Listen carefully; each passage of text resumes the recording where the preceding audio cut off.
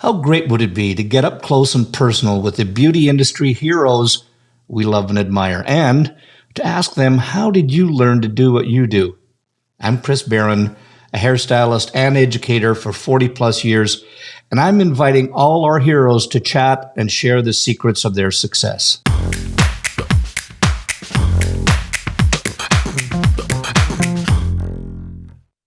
Well, welcome to this week's Headcases, and I'm particularly excited because I think I've got a new buddy, a new friend out of this, and I wanted to give you a little bit of information about him first off. He is an ambassador for Andis, SalonCentric, Feather, and Vagaro. He is a L'Oreal Texture of Change ambassador.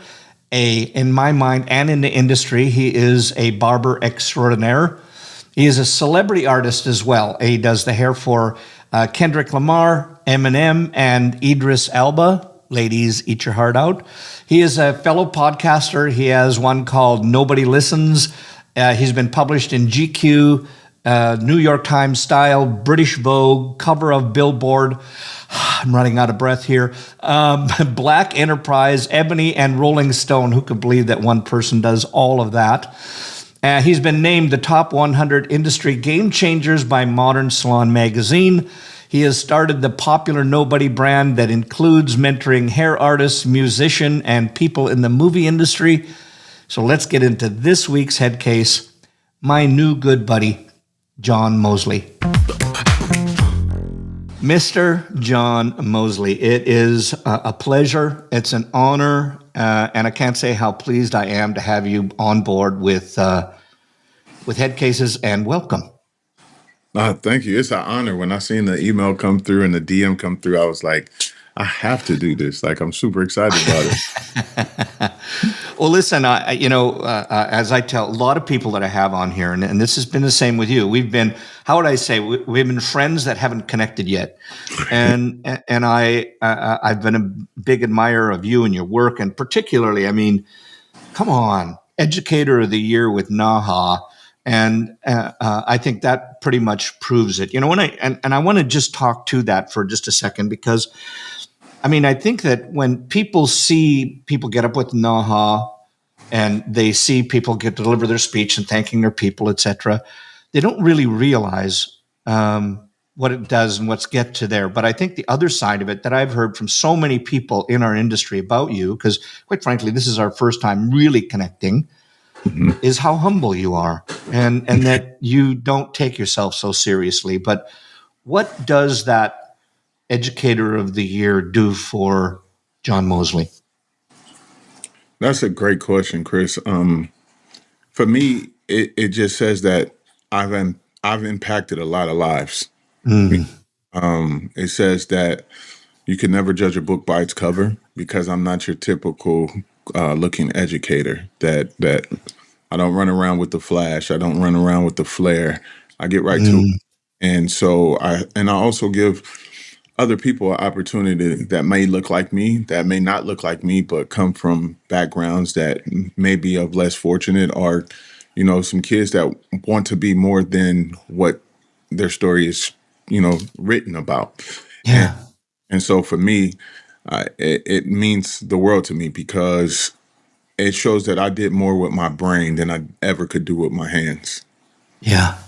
Well, so tell me, I mean, you often hear from, you know, like people that finally get to the point where they want in life and then they want to give back.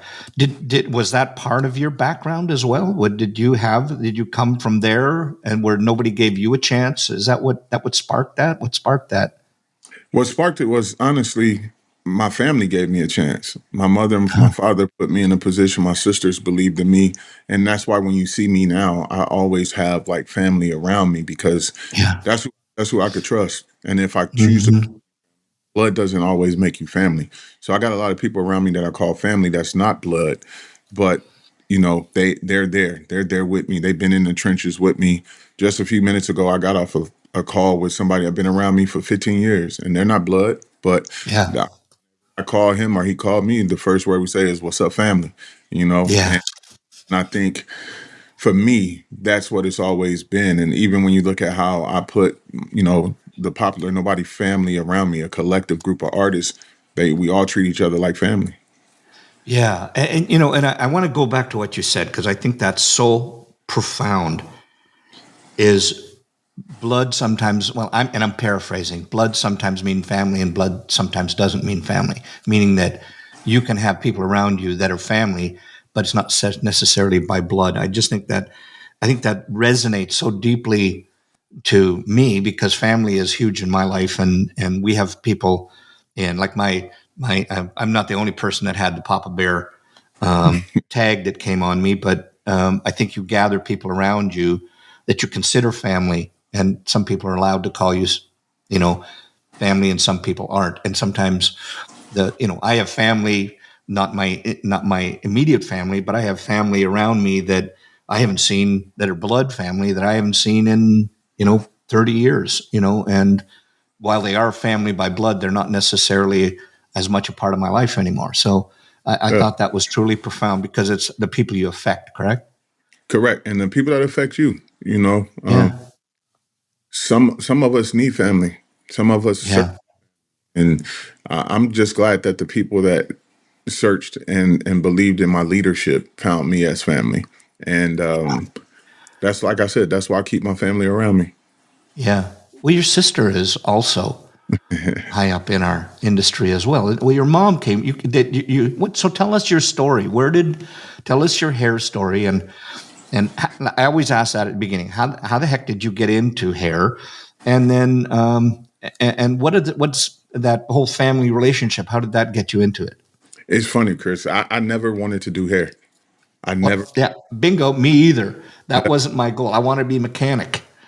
I didn't know what I wanted to. Of course, like, I'm an African American kid. I'm 6'6", 300 pounds. I was like, yo, I want to be an athlete, and that's the majority of what the story is for most African Americans. And then but I got to college and I was playing college football, and I decided, you know what? This ain't for me. So I lied. I told my mother, like, hey, Mom, I want to go to barber school. 3 days later, I was enrolled. In barber school. Yeah. Moms don't lie to moms, because they'll make it happen. Right. And so my sister Lily, who's in the industry, she's part of the union. She does a lot of TV shows and a lot of movies and stuff like that. And so I had that kind of element in the house, where she studied at Vidal Sassoon in London at the age of 18. My mom sent her there. And so I kind of seen different elements of the industry. My mom, of course, Doris Mosley, been in the industry for forever. And so I got the educator element from my mother. And then I seen my sister doing the Hollywood element. And so I kind of mirrored my career in the middle of both of them, and said I could go either way. I could lean on both sides. And that's exactly what I did. I was delivering education while working on TV shows and movies, and working with the top A-list celebrities, and literally how I got in the hair. It was a total accident. So mothers, also fathers, if your kid lies sometime, find the truth find the destiny within that lie sometime. Yeah. What would you say? First of all, before I forget this, I want, don't send it out right now over the air, but I want personally to get your mom's email or contact, just so on behalf of the industry, I can thank her for everything that she did. That's number one. I definitely will. But number two is, you said something really important there. But when a parent is out there and a kid comes, says, I want to go to beauty school, your mom jumped at the chance. And yet we have this stigma in our industry that you're not going to earn, you're not going to be anything just because you're picking hair. Mm-hmm. What would you say? What would you, John Mosley, say to that parent if that parent said, well, what the heck are you picking hair for? It's simple. I'll just tell the parent, go read some of our textbooks. Yeah. In our textbooks, we cover everything from finances to management to leadership to carpentry to electricity to nerves. Like, we learn so much. And I think we have the most diverse textbook in any education program. And then I go back and say, okay, well, if you want your kid to be a doctor or a lawyer, we all know that a lawyer is on a retainer for $2,500. They can only do so much until that $2,500 is up. Where when I've been on set, I done made $10,000 in 2 days without a retainer. So instead of finding the negative in our industry and telling the kid not to do something that they could be happy in and that they could flourish in it, and go support that, go push that, and not even just that. Look at the opportunities that your kid may have coming into the beauty industry. You could walk into this door of one cosmetology school, one barber school, nail tech, Esty. But once you get in that door, you have one piece of paper that says what your specialty is that you went to school for. But Mm-hmm. really, I always said this, and I'm on record saying it. I think that paper should never say what our specialty is, and it should say entrepreneur, because Mm. you have an opportunity to now be a product manager, product creator, marketing director, education director, school owner, like salon owner. You have so many different opportunities where once you go into a 4-year college, higher education, you pay $200,000-300,000 and you graduate with this bill that you got for the rest of your life. Now you're stuck.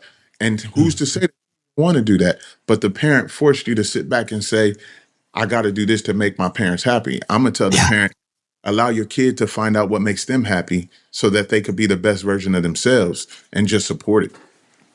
Yeah.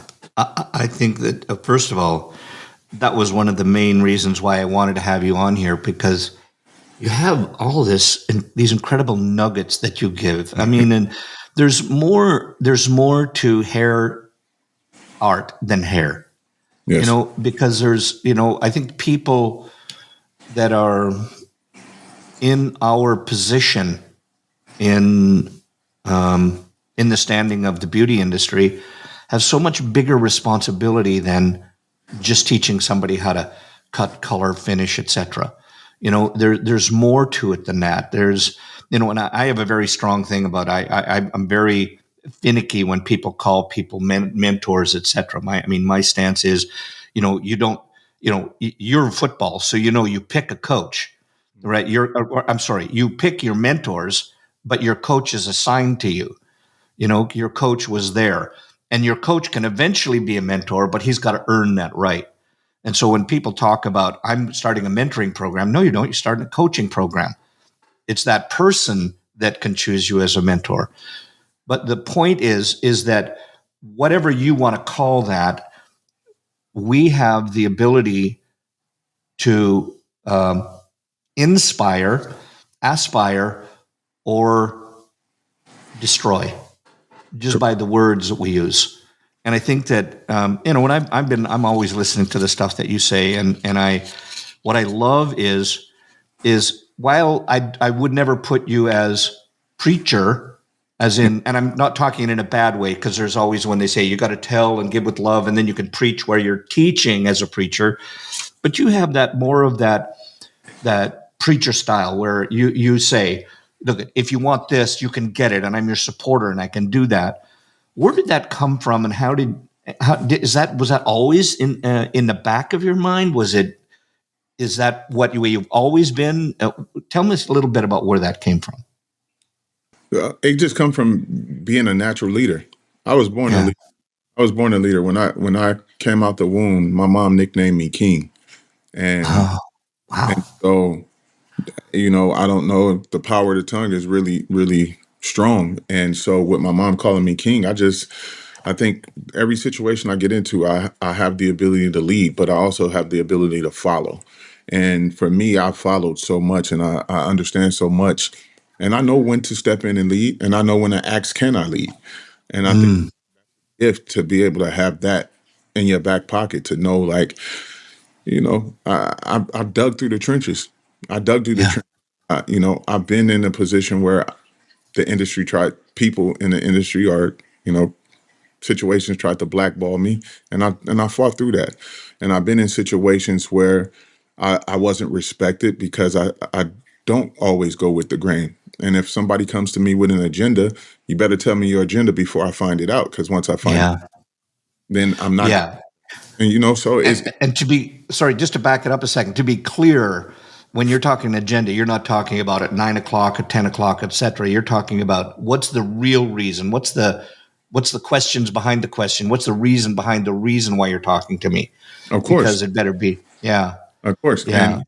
And it's unfortunate because a lot of artists go through that, but they don't have the awareness or sense of knowing that's what's happening. Where for Yeah. me, it's like, no, I'm looking for that. And when I find it, I would have much rather you told me what it was and let me Yeah.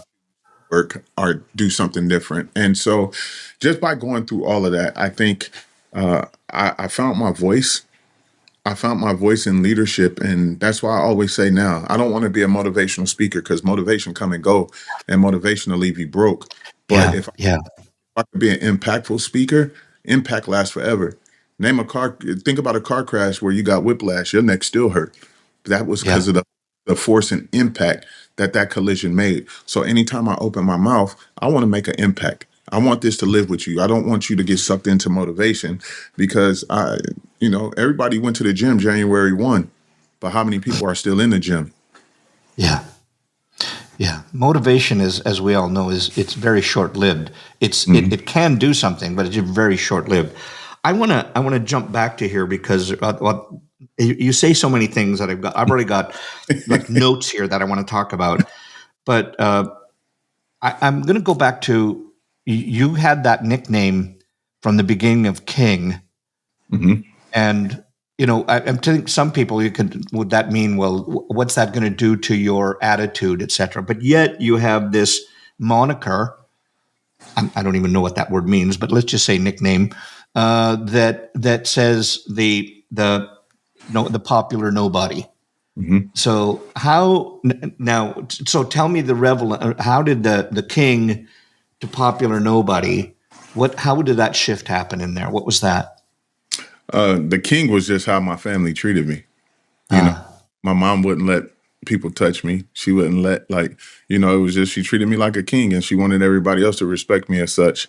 And that was just me growing up as a kid. But then the whole popular nobody thing started because I got in this industry and I was like, you know what? I'm gonna be the barber JM. And that's the first thing I started with. And then I mm, stepped back and I said, I can't grow if I'm just a barber. Nobody will look past me as a barber.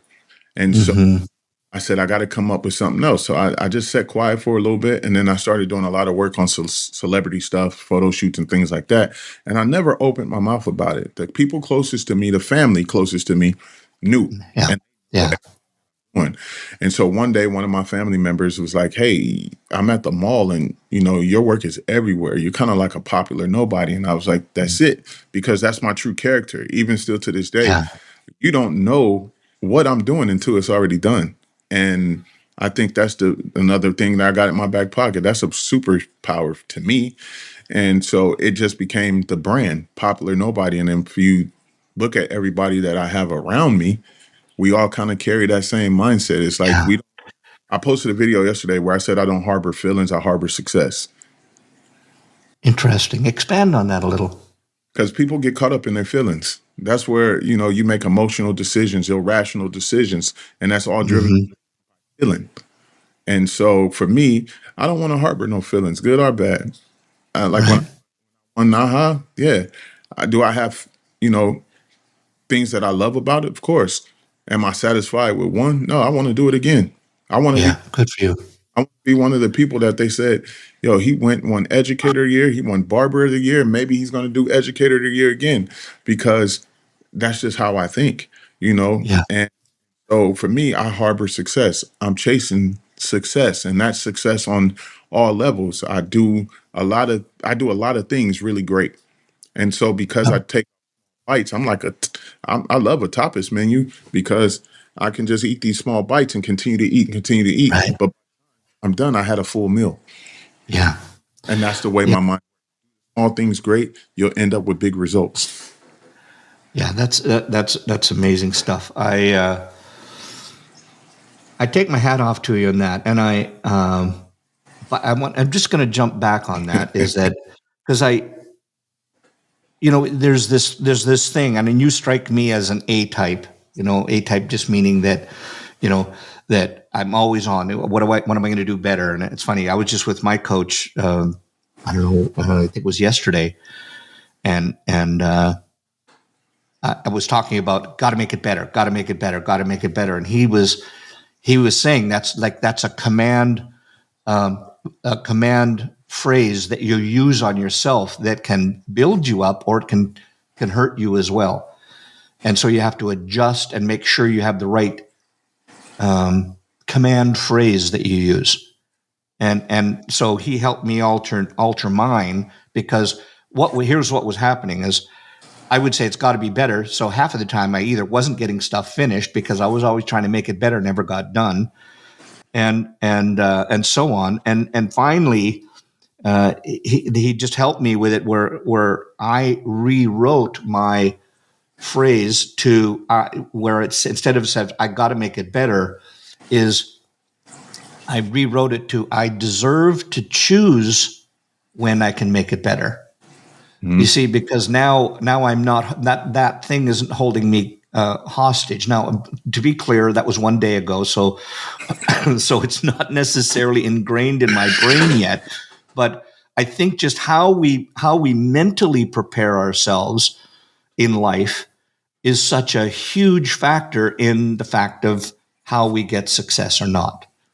Yeah, how much do you put on mental fitness and mental?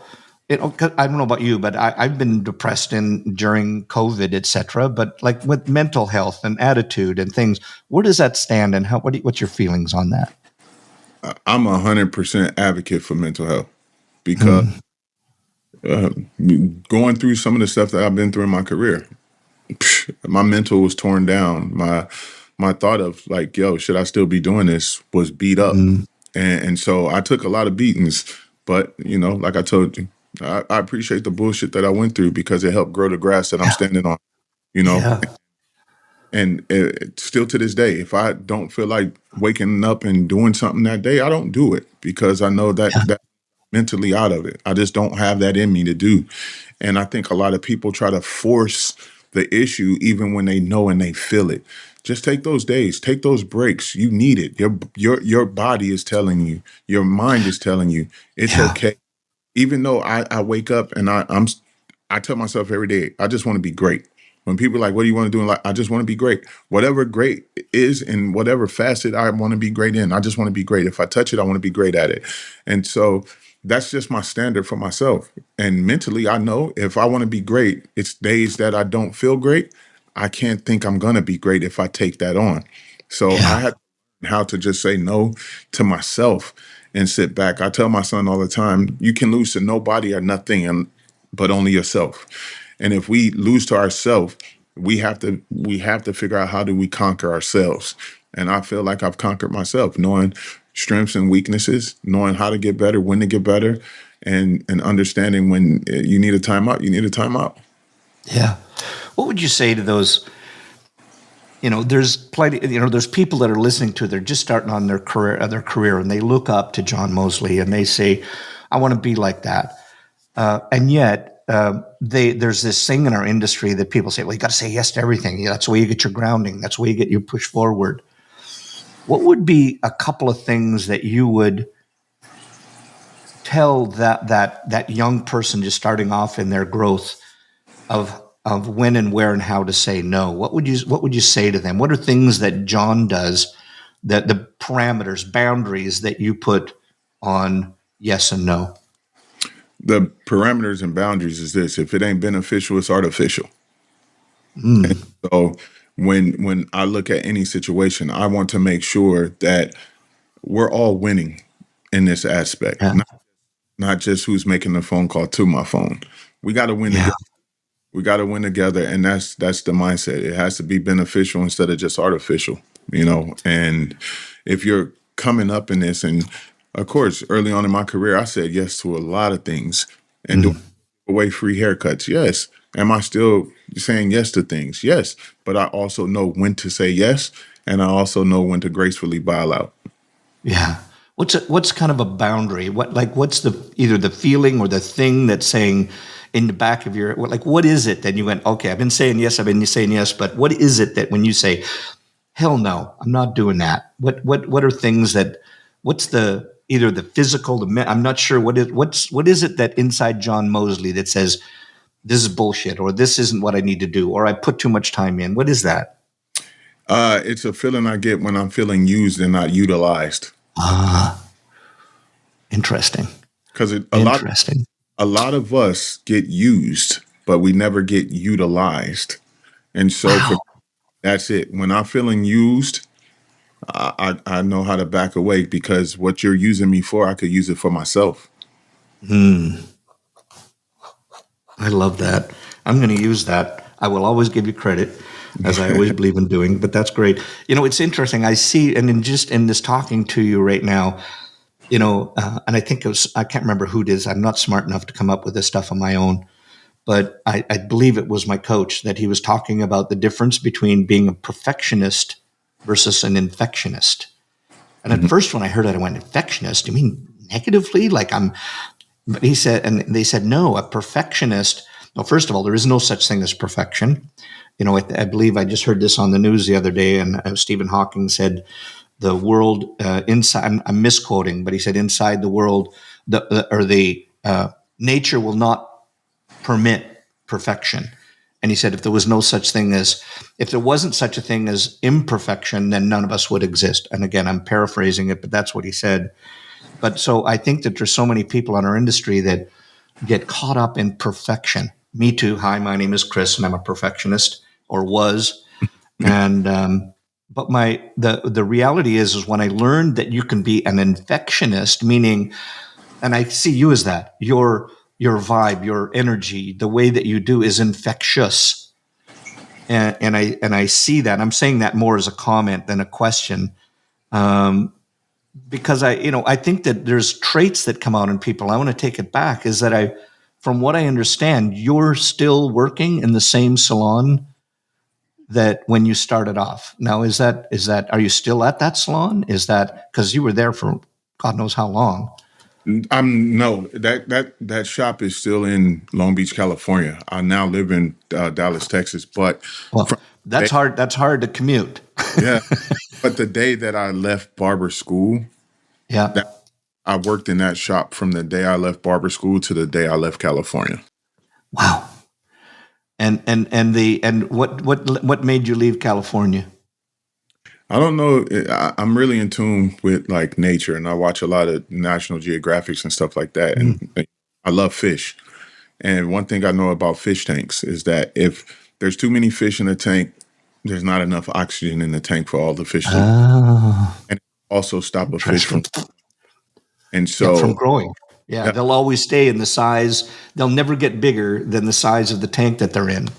And so for me, I had got to that point. I had done the celebrity thing. I was doing the education thing. I was working behind the chair. I was doing everything that I possibly could. And California just felt I had touched what so many people aspire to touch. I touched it early in my career. And I said, you know what? I think it's time for me to get out of this fish tank and let me get out into an environment where I can grow. And, like I tell people all the time, you're either going to be a dinosaur or you're going to be a shark. A shark can swim and grow as big as the ocean allows it. And a dinosaur becomes extinct. So I felt like if I was going to become extinct. This episode is sponsored by the Salon Associate Accelerator from trainersplaybook.com. Are you struggling with the time and cost of associate training? Do you feel like your salon is running you? We'll get your associates on the floor, all with 90% less time from you, so you can get back to building your business. Get them world-class design, finishing, color, and client care skills they'll use every day for the rest of their career, while you focus on realizing your vision. Go to trainersplaybook.com and get the Salon Associate Accelerator. And now, back to the show. Interesting, very interesting. So here's another thing that I love about you is that so many people, myself included, everything that I've done, everything I've expanded to, everything I've involved in, have always been in the hair industry. Mm-hmm. So while you're still in the hair industry, you have evolved outside of that as well. You have your, and I'm just going to call it, it's not the right name, but your squad of people that you've influenced and are a part of your Popular Nobody brand tell us about the brand and how that's evolved and where that's went to. Who's all involved with that? So I have just a collective group of collaborating artists that, nobody works for me. We all work together. We're a family, like I said in the beginning, and it was just started out with like a mentorship style thing and not wanting artists to be taken advantage of like how I was in my career. And so looking over contracts, giving them guidance. And then I realized like, hey, we got something here. And, my mother been in the industry for so long. So I look at it and I took the old school ways of being before the word collaboration was a thing. That's what happened in the older days. It wasn't like you work for this company and I work for this company. We can't talk or we not cool. It was like, no, all the old school artists collaborated together. They would love being on stage together. And so I kind of fostered that energy. Yeah. And by doing that, I just came up with this amazing group of talented artists, young artists, and some older artists. And it was just one of those things where I said, yo, I want to be a leader to this group. And I became a leader. And John, is that when you say the artist, is that still all within the hairdress industry, or is it some people outside of that as well? Tell us a little bit more about that. No, it's been people in the beauty industry and outside the beauty industry, from musicians to music producers to camera. Wow. Leadership doesn't stop just because I'm in one field. And so I wanted to expand. Like if I'm a leader and I'm going to use my voice as a leader, I'm not just going to use it in this one profession or this one industry. I'm going to take my leadership to other places and see if I could duplicate the mindset that I have in other spaces. And I've successfully have done that. Good. I mean, that's admirable, because I think, and again, myself included, we always think about our, I hate the word niche, but let's just use it for this time's sake, that it's this path that you're on. And I think that what I see the difference is where most of us take this path of what we do, what we feel our skill is, talent-wise in hair, and we keep on that path. Whereas you've widened that funnel on the other side. Your funnel, instead of going from wide to narrow, went from narrow to wide. And now you're including other people outside of our industry. And I'm having this mind awakening thought in myself right now about how what we do in our hair industry, and kind of leads back to what we're talking at the very beginning when we're talking to parents that talk about the capability and where you can go in this business, is that all of the skills that you get in this business are so impactful in your life that you can impact other people's life just by, like you do with whether it's a musician or a director or whomever. You can use all of your things that have got and help them succeed in what they're doing just by passing that information on.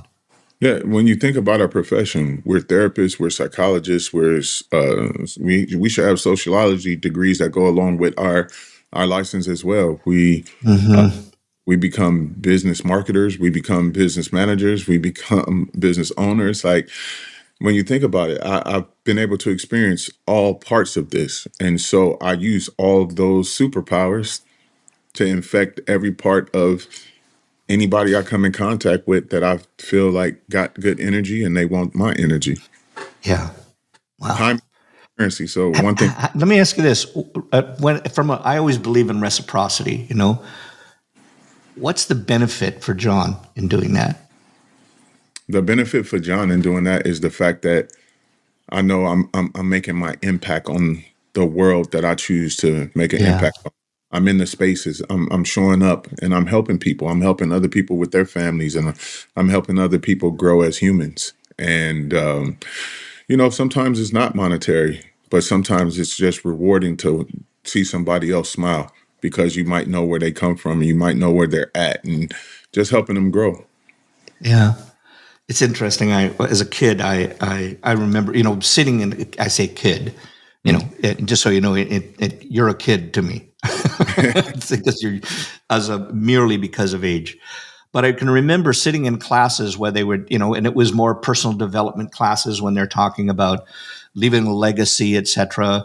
And they always talked about, and they did exercise where they say, if you had to write what was written on your own tombstone when you were laid to rest is what would the rest of the world want to know about? What would you want the rest of the world to know about you because it was written there in a quick, short sentence? And I always thought that was really stupid. I just went, that's a really dumb thing. And then you get older, and then you start thinking about the legacy and the way you would want people to remember you. When that time comes, let's call it 100 years from now, hopefully. But Right. when John Mosley is laid to rest and people are going to visit that site, what would you want written there that people knew you as? Impactful pillar. Wow. Give me some more. I mean, you don't have to have that written there, but give me more on that. Because a pillar is a strong foundation that holds the weight of a lot, and so through life we carry so much weight on our shoulders, and we have so many different things that we go through. And so for me to be that pillar, I'm a pillar for my family. I'm a pillar for my external family. I'm a pillar for this industry. I'm a pillar in the community. I'm a pillar. And so, the other word that I love is goat-rilla, because everybody says I'm a gorilla and a goat. So I guess I'm a goat. Goat-rilla. Yeah, goat-rilla. And so Goat-rilla. I think the thing about what I would want people to say is a little bit of that, all of that, because I do encompass and I do embody all those things. It's not a person that hasn't come across me and said that, I ain't try to help. Yeah. Yeah. And I think there's, as much as I'm not keen on the word try, but I think when you're talking about the aspect that you are, and when all I can do is try to help, because, if I'm going to try to be more successful, well, then that's my responsibility. I should be taking that on. But when you're going to try to help other people, our good friend, and I'm not sure if you know him, and if you don't, you should get to know him. His name is Chris Moody. He's out of the UK. I know you know Stephen, Stephen Moody, but he's Stephen's brother, and he's one of my business partners, and we talk about as an educator on stage, and this is where it kind of ties in with when you say, I can try to help you, but it's your job to take that what I'm going to give you, and you need to use it. I believe it was Chris that coined this phrase that said, I can teach you, but I can't learn you. I know that grammatically it doesn't make sense, or it's not correct, but I think I can teach, you and I can teach. People can listen, but they have to take it on in order to be able to learn, right? So I can teach, but you have to learn. You've got to do something about it after. And that's what I liked about what you said, is that normally when I'm not big on the word try, I love the fact that you put it into that saying, I can try to help the world grow, because you can try all you want, but they have to take it on. They've got to do something with them. And hopefully, as the pillar that you are, they'll take that message on. I think that was truly profound. Yeah, I look at it like, we see so many people, especially now on the internet, talk about, hey, I can make you a six-figure stylist. I can make you a six-figure. You'll never hear me tell somebody that I can make them anything. And the reason why is because you might not be willing to work the way I was willing to work to get to where I'm at. Yeah. Yeah. And try to help you. Yeah. But you to go do that work. Bingo. What pushes you, John the human?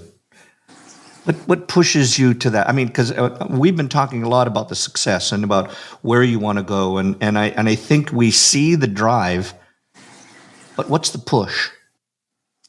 The push is just my family. I got a lot of people that depend on me. Internal, that's the push. But then also the push is knowing that I give somebody else hope, knowing that I give somebody else a person that they could look at and say, yo, if he could do it, I could do it. So I think that's what pushes me. And, the next, the beauty industry, if you can't get pushed by them, something's wrong, because they're coming out it. They're coming out with way more creativity. So I always say, if us as the older generation of our industry can't find a way to collaborate and listen to the new generation, they have some great things and they have some great ideas, but we have the wisdom that come through age and experience. So if we Yeah. sit down and conversate together, just imagine how powerful our industry could be. Yeah. Yeah. It's interesting, John, because I'm sure you hear it everywhere you go to, is that all the salon owners that I talk to and the people that I'm talking to in the industry, there's this, I'm not going to, maybe it is a divide. I don't know. I'm hearing from salon owners, I can't find staff. I can't, when they come in, they don't want to work. They want life balance. They don't want to work 40 hours a week. They don't want to work 5 days a week. Uh, and I've been just professing, okay, well, then remember, everything changed, and everything changes, but literally, whatever it was, 3 years ago, everything changed dramatically with COVID. All of a Hmm. sudden, everybody started to take a bigger look at themselves and their lives. And I'm sure you did as well as I did. But here's what I think that has to happen. Our industry right now has to have a big, huge shift in its thinking. It's never going to die, but the owners that don't shift their thinking are going to lose.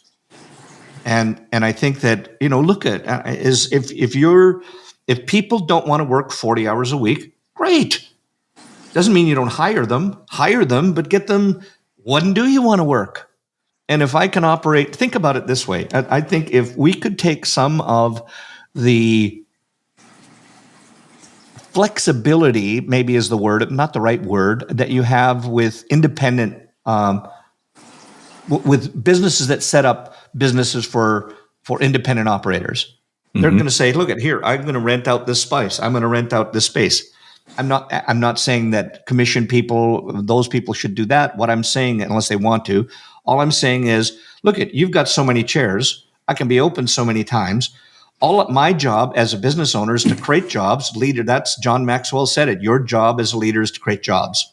So if you can say, I've got X amount of hours in the day and I can be open 5, 6, 7 days a week, and I have people that can fill those slots, I'll find people that want to fill those slots, that are willing to work those times, be happy with it, and put them in those slots. That's all I've got to do. That's just one way. And yes, is it different thinking? Am I going to probably upset some people by saying it? Maybe so. But we've got to change, you Yeah. know? It goes back to, like I said, dinosaur or shark. Which one you gonna be? Bingo. Bingo.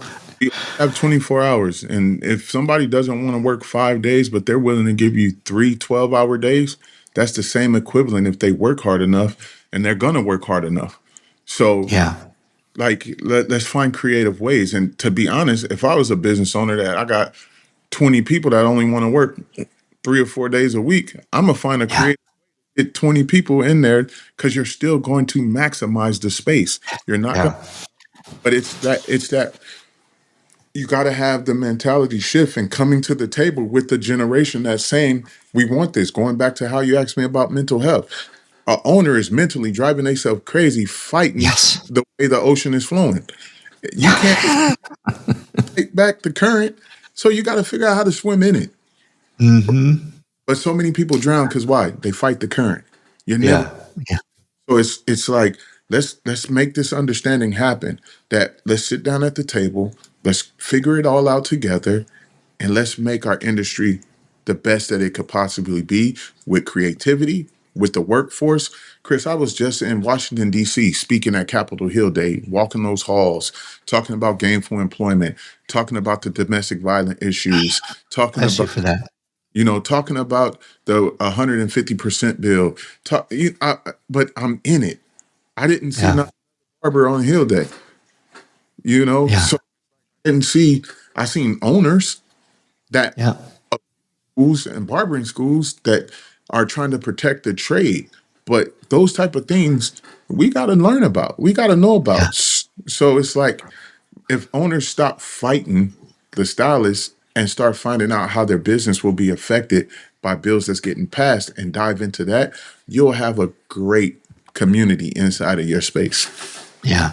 And I think the worst side of that is if you don't say nothing, then if you don't say nothing to Capitol Hill about what's going on right now, then shame on you if it does happen, because it's up to you to say something. 100%. I think that's, yeah. And it's the same with the texture of change. You know, Yeah. it shouldn't be L'Oreal stepping in and making a petition happen to Yeah. get their education on the state board test to then make it forced to be taught into the schools. That should never have to happen. But now that it is, I'm glad that I'm a part of it. I'm glad that Good. I Good for you. because that's part of my legacy. I get to go Yeah. down artists that say, yo, we're gonna stand up and support this and rock this out to make the change, because 65% of our beauty industry right now have textured hair. Or 65% of our world has textured hair. So if Yeah. we're, what is it going to be 10 years from now? That number is going to shift, and it ain't going to go down. It's only going to go up. So it's like, let's make this happen. And texture is not defined by your skin tone. It was interesting. And actually, I don't know the word I'm going to use that's right. I was, it's not that I was I shocked, or was I don't know what I was, but I was talking to somebody that about hair the other day, and they looked at me, and obviously, I'm the Germanic boy with the blue eyes and the gray hair, etc. And they asked me, well, do you do textured hair? Have you ever, no, they said, no, the words that was said to me, have you ever done textured hair? Like a challenge. And I went, well, of course I have. It's hair. It's just a different texture. I was shocked by it. Maybe that's the word I'm looking for. I was just shocked that I was asked that question. Yeah. But I think it tells us something of a cultural shift that has to happen. So if people in our industry ask me that question, what's Capitol Hill thinking? Right. Capitol Hill don't even know. No. But it takes our voice. It takes our industry, the people that's in it, to present us and speak up for us and all of that. Yeah. John, I just wish I had like another hour with you here.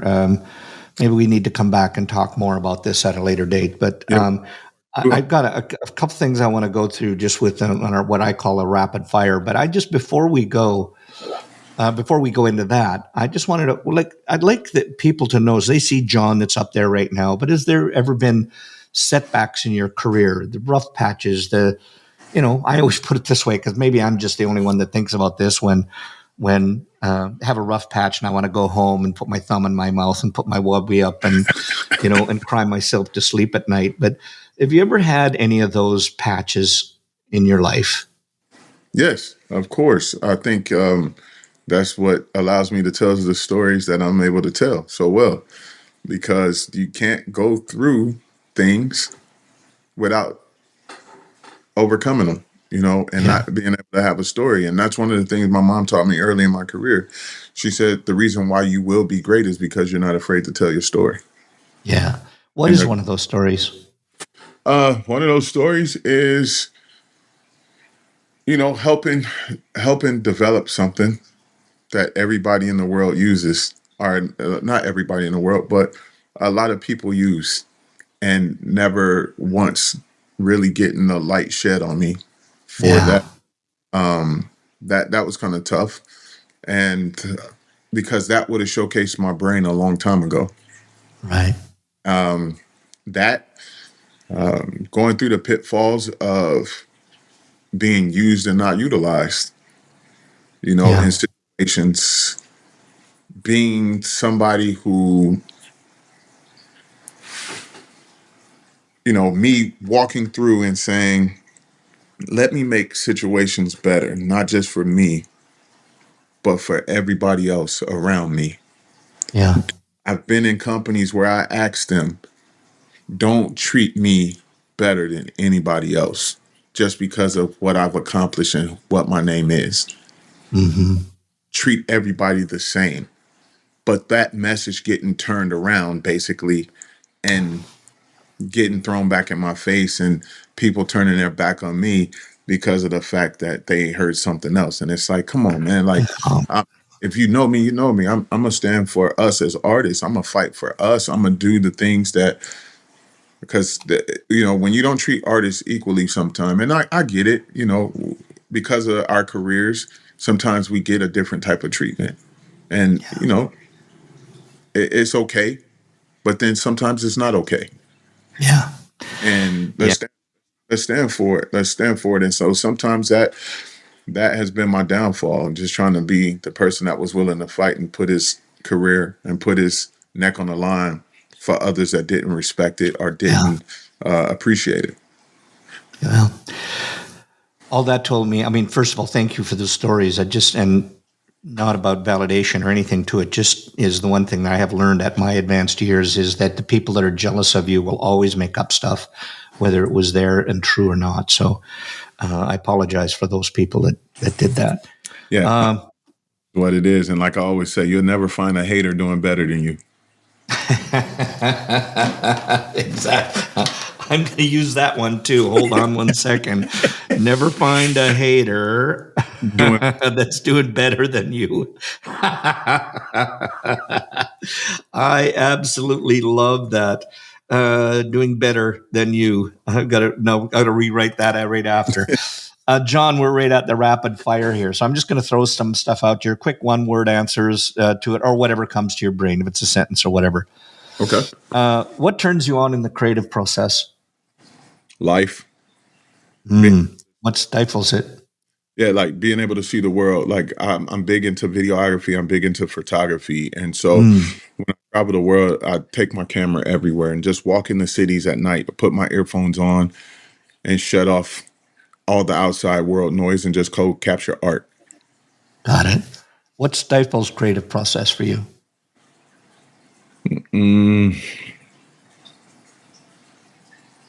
That's a good one. What stifles creative process? It's life. The crap side, right? Yeah, the bad side of life too will stop that creative. What are the things in life that you dislike the most? Not necessarily from our industry, but just in life as a whole. Things that you dislike the most. Ignorance. And what do you love the most in life? People. Most difficult time in your life? Right after winning NAHA on an extreme high, my mother had a severe car accident that could have took her life away from me. And 2 weeks after that accident, my dad had a heart attack that could have took my father away from me. So winning NAHA and having both my with me, but then within a 4 weeks time frame, I could have lost both of my parents. So that put me in a space where I was very depressed, and I just tried to shine and smile on the outside, but I was bleeding out on the inside. Well, I got your back. So if you ever have those moments ever again, you got my number. You can call me. We'll just at least talk it out.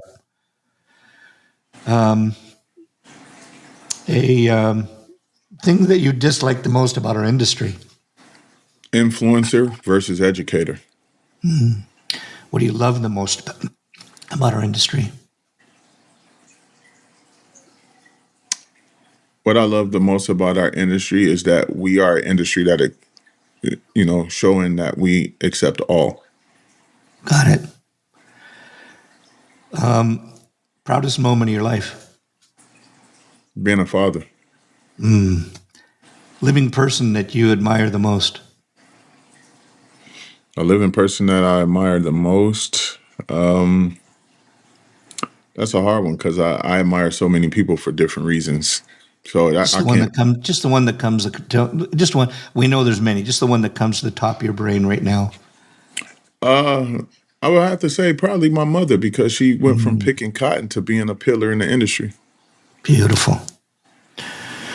A person that you wish you could meet, living or dead? Person I wish I could meet, living or dead. That's living or dead. Kobe. Oh, wow. I want to be a fly on the wall when that happens. Something that people don't know about you. That I love to cook, and I used to play the piano. Oh, wow. A month off, where would you go? What would you do? um, Out of the country somewhere. Probably, I don't. I want to go to Africa. I want to go to South Africa. I want to go to Africa. Just like I said, I'm big on the gorillas. I'm big on the animal. Something like that. Love it. Your greatest fear. Not being a great father and husband and impactor. I feel you. Favorite curse word? Bullshit. Favorite comfort food? All foods. All foods. If you could change one thing about yourself, what would it be?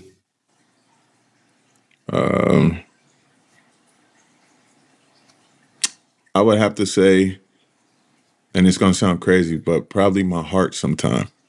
Oh, interesting. If you could have one do-over in your life, what would it be? None of them. None of them. The last one. Well, first of all, before I ask you that, if people want to get a hold of you and if they want to book you in to do something for them, where would they go? How would they get a hold of you? So they could find me on Instagram, popular_nobody. You could DM me there. I do respond. I do use social media to be social. Got it. My booking phone number is 817-800-1822. So you could call or text that number to get information about booking me. And my website, thepopularnobody.com. Got it. And if you had one wish for our industry, what would that be? That we all just tighten up. Love it, man. Love it. John, I said at the beginning that we're friends about to be happening, and I just think it just happened. I have the utmost respect for you. I can't wait. The next time down in Texas, we're hooking up, and we're going to go and have a nice meal and whatever libation we want. So I can't wait for that to happen. Yes, sir. Yes, sir. I appreciate it. And when you're down here in Texas, we're going to get some barbecue for sure. Oh, yeah, baby. All right, John, it has been a pleasure and honor. Thank you so much for giving up your time to share with the people that are out there. Thank you. Thanks for having me. And I look forward to what's coming. Yes, sir. Cheers, brother.